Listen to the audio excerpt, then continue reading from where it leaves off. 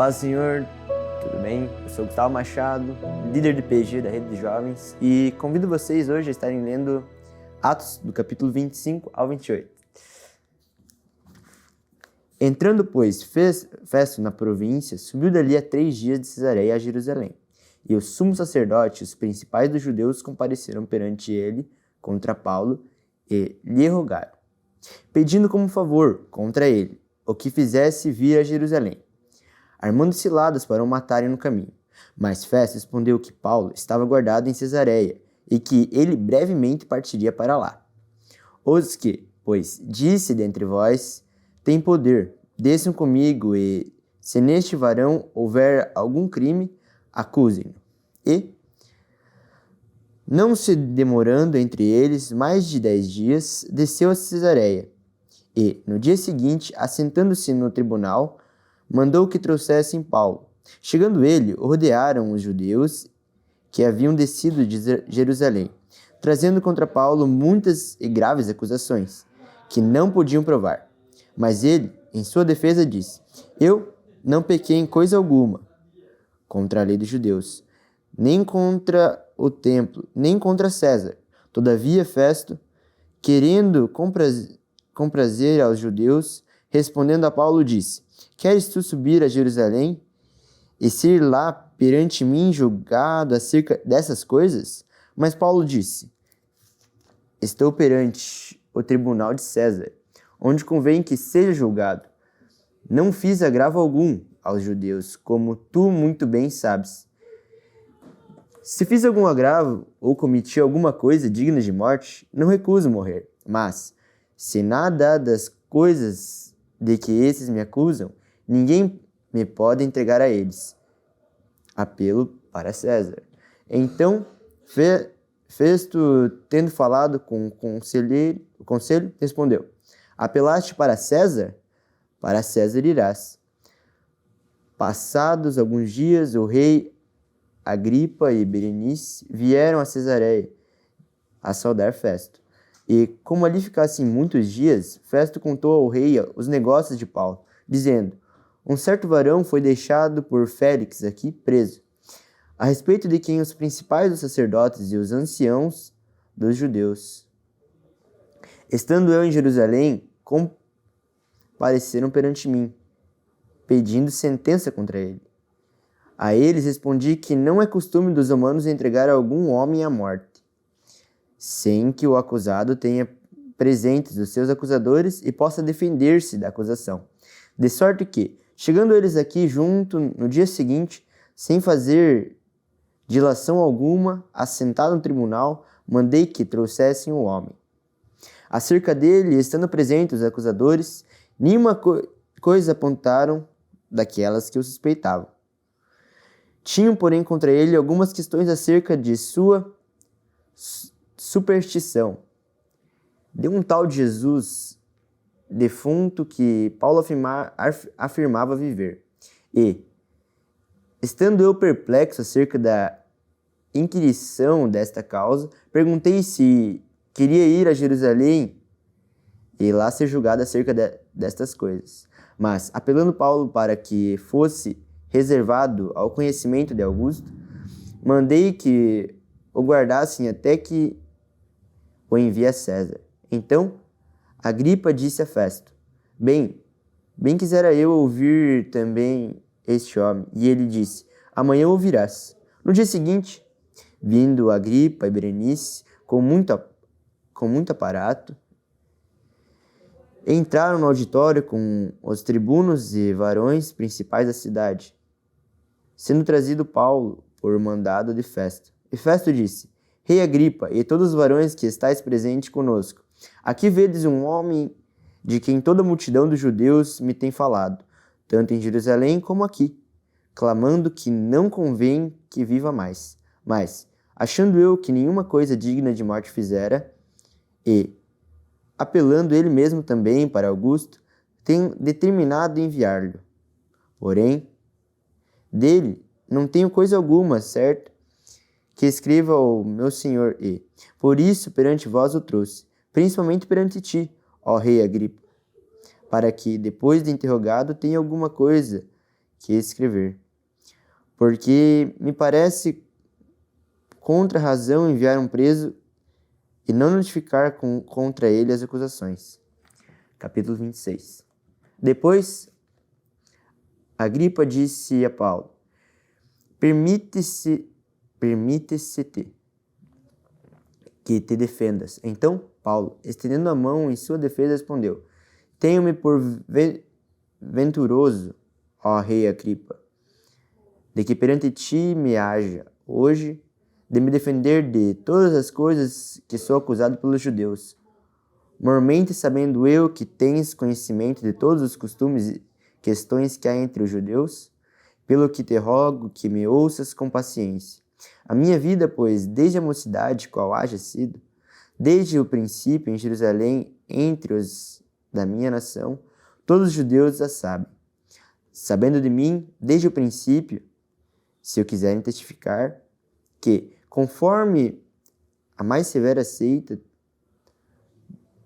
da nossa religião, vivi fariseu, e, agora pela esperança da promessa que, por Deus foi feita aos nossos pais, aqui estou, e sou julgado, a qual as nossas 12 tribos esperam chegar, servindo a Deus continuamente, noite e dia.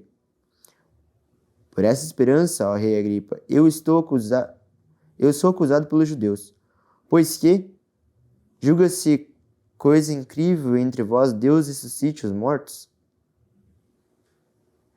Bem tinha eu imaginado que contra o nome de Jesus, o Nazareno, devia eu praticar muitos atos. O que também fiz em Jerusalém, e, havendo recebido o poder dos principais dos sacerdotes, encerrei muitos dos santos nas prisões. E, quando os matavam, eu dava o meu voto contra eles. E, castigando-os muitas vezes por todas as sinagogas, os obriguei a blasfemar e, enfurecido demasiadamente contra eles, até nas cidades estranhas os persegui. Sobre os que, indo então a Damasco, com poder e comissão dos principais dos sacerdotes, ao meio-dia, ó rei, vi no caminho uma luz do céu, que excedia o esplendor do sol, cuja claridade me envolveu a mim e aos que iam comigo. E, caindo nós todos por terra, ouvi uma voz que me falava e, em língua hebraica, dizia: Saulo, Saulo, por que me persegues? Dura coisa te reconcentrar contra os aguilhões. E disse eu: Quem é, Senhor? E ele respondeu: Eu sou Jesus, a quem tu persegues. Mas levanta-te e põe sobre os teus pés, porque te apareci por isto, para te pôr por ministro e testemunha tanto das coisas que tem vistos, como daquelas pelas quais te aparecerei ainda, livrando-te deste povo e dos gentios a quem agora te envio, para lhes abrir os olhos das trevas e converteres à luz, e do poder de Satanás a Deus, a fim de que receberam a remissão dos pecados e de sorte, entre muitos os santificados pela fé em mim. Pelo que, ó rei Agripa, não fui desobediente à visão celestial, antes anunciei primeiramente aos que estão em Damasco e em Jerusalém, e por toda a terra da Judéia, e aos gentios, que se emendassem e se convertessem a Deus, fazendo obras dignas de arrependimento. Por causa disso, os judeus lançaram mão contra mim no templo e procuraram matar-me. Mas, alcançando o socorro de Deus, ainda até o meio-dia de hoje permaneço, dando testemunho tanto a pequenos como a grandes, não dizendo nada mais o que os profetas e Moisés disseram que devia acontecer, isto é, o que Cristo devia padecer e, sendo o primeiro da ressurreição dos mortos, devia anunciar a luz a este povo e aos gentios. E, dizendo ele isto em sua defesa, disse Festo em voz alta: Estás louco, Paulo, e muitas letras te fazem delirar. E ele disse: Não deliro. É potentíssimo, Festo. Antes digo palavras de verdade e de um São Justo. Porque o rei, diante de quem falo com ousadia, sabe tais coisas. Pois não creio que nada disso lhe é oculto, porque isso não se fez em qualquer canto. Crês tu nos profetas, ó rei Agripa? Bem sei que crês. E disse Agripa a Paulo: por pouco me creres persuadir a que me faça cristão.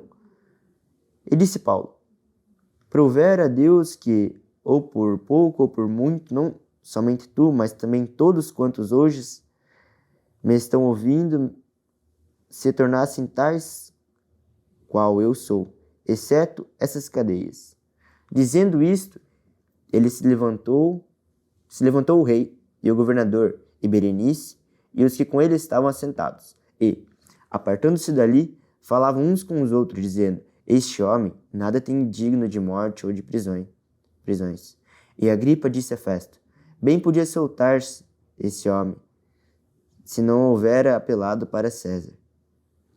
Capítulo 27. Como se determinou que havíamos de navegar para a Itália, entregaram Paulo e alguns outros presos a um centurião por nome de Júlio, o Cordote Augusto, da corte Augusta. E, embarcando nós em um navio adramitino, partimos navegando pelos lugares da costa da Ásia. Estando conosco Aristarco e Macedônico de Tessalônica. E chegando no dia seguinte a Sidom e Júlio, tratando Paulo humanamente, lhe permitiu ir ver os amigos, para que os cuidassem dele. E partindo dali, fomos navegando abaixo de Chipre, porque os ventos eram contrários. E, tendo atravessado o mar ao longo da Cilícia e Panfilha, chegamos a Mirra, na Lícia. Achando ali o centurião um navio de Alexandria, que navegava para a Itália, nos fez embarcar nele, e, como por muitos dias navegaremos vagarosamente, havendo chegado apenas defronte de Cnido, não nos permitindo o vento ir mais adiante. Navegamos abaixo de Creta, junto de Salmona, e costeando-a dificilmente chegamos a um lugar chamado Bons Portos, perto do qual estava a cidade de Lacéia. Passando muito tempo e sendo já perigosa a navegação, pois também o jejum já tinha passado, Paulo os admoestava, dizendo-lhes: varões, eu vejo que a navegação há de ser incômoda e com muito dano, não só para o navio e a carga, mas também para a nossa vida. Mas o centurião cria mais no piloto e no mestre do que no que Paulo dizia. E, como aquele porto não era mais cômodo para invernar, os mais deles foram de parecer que partisse dali para ver se podiam chegar a Fenícia, que é um porto de Creta que olha para a banda do vento da África e de Coro, e invernar ali. E, soprando o vento sul brandamente, lhes pareceu terem já o que desejavam, e fazendo-se de vela, foram de muito perto costeando Creta. Mas, não muito depois, deu nela um pé de vento chamado Euroquilão, e, sendo o navio arrebatado, e não podendo navegar contra o vento, dando de mão a tudo, nos deixamos ir à toa, e, correndo abaixo de uma pequena ilha chamada Cauda, apenas pudemos ganhar o Betel. E, levando este para cima, usaram de todos os meios, cingindo o navio e, temendo darem a costa na Sirte,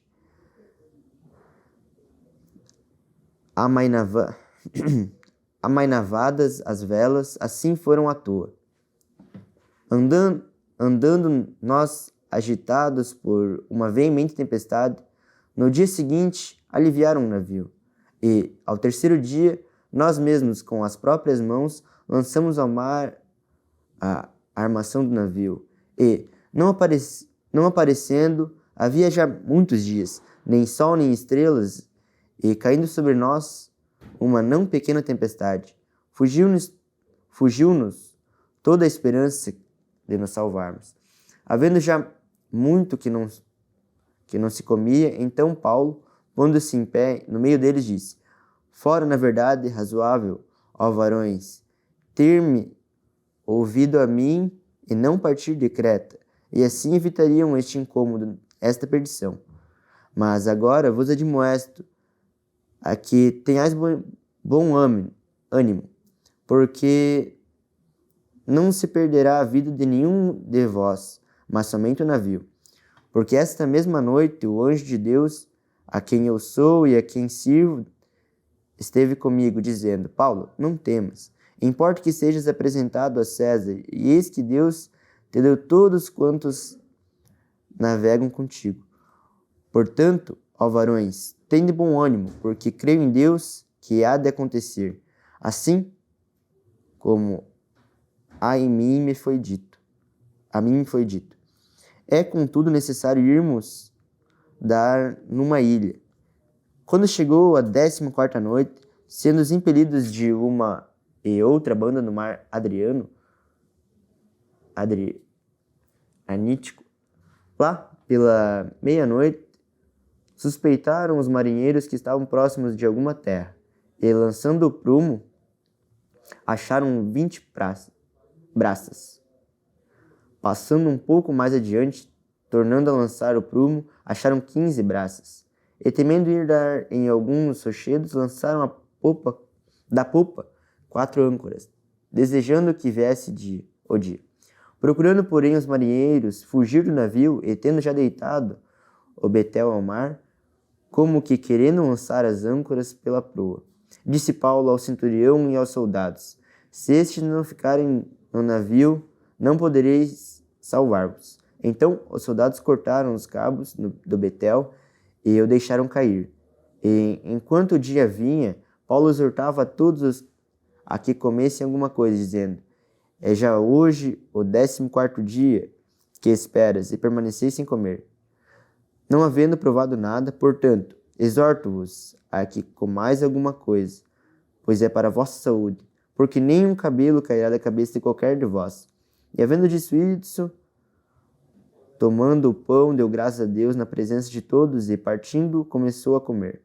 E, tendo já todos bom ânimo, puseram-se também a comer. E éramos ao todo no navio 276 almas.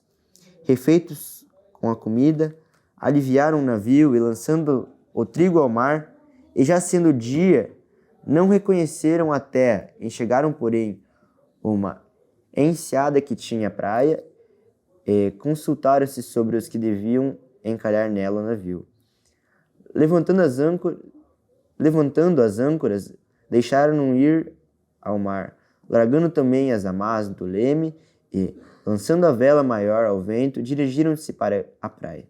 Dando, porém, num lugar de 2 mares, encalharam ali o navio, e, fixa a proa, ficou imóvel, mas a popa abriram-se com a força das ondas. Então, a ideia dos soldados foi que matassem os presos para que nenhum fugisse, escapando a nado.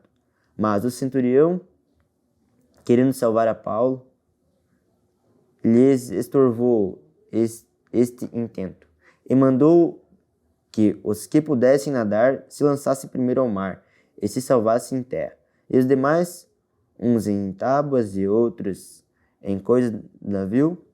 E assim aconteceu que todos chegaram à terra, a salvo. Capítulo 28. Havendo escapado, então, souberam que a ilha se chamava Malta, e os bárbaros usaram conosco de não pouca humanidade, porque, acendendo uma grande fogueira, nos recolheram a todos por causa da chuva que caía por causa do frio. E havendo Paulo ajuntado uma quantidade de vides e pondo-as no fogo, uma víbora, fugindo do calor, lhe acometeu a mão. E os bárbaros, vendo-lhe a víbora pendurada na mão, diziam uns aos outros: Certamente esse homem é homicida, visto como escapando do mar,